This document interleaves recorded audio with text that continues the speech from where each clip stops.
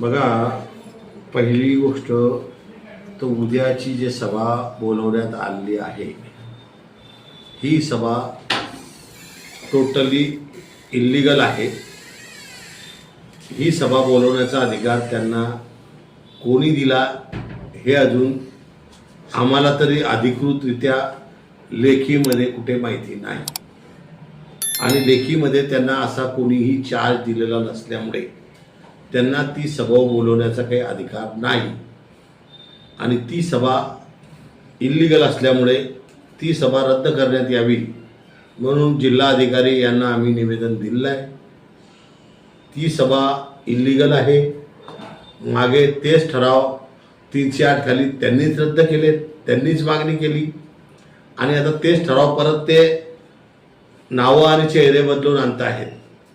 तर त्याच वेळेस मंजूर करायला काय हरकत होतं गायत्री ताईच्या वेळेसच।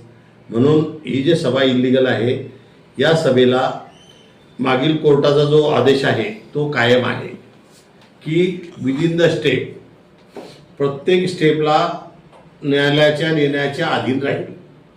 म्हणून न्यायालयाच्या निर्णयाला अधीन राहिल्यामुळे आता न्यायालयाची यांनी कोणतीही परवानगी त्या सभेसाठी घेतलेली नाही, कारण यांना अधिकारच नाही आहे।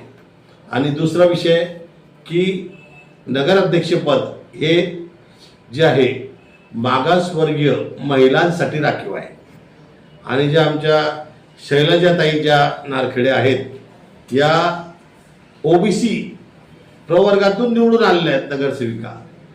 2 वेगळे वेगळे प्रवादीच्या मध्ये, पण त्याच्या व्यतिरिक्त सुद्धा न्यायालयाची परवानगी ही आवश्यक होती। तसं कलेक्टरला आम्ही पत्र दिलेलं आहे, मुख्य अधिकाऱ्यांना आम्ही पत्र दिलेलं आहे। या ठरावाच्या बाबतीत जर उद्या त्यांनी ठराव केले तर त्या ठरावाच्या बाबतीत कोणतीही अंमलबजावणी केल्यास ती सर्वस्वी जबाबदारी जी आहे ते मुख्य अधिकारी यांची राहील।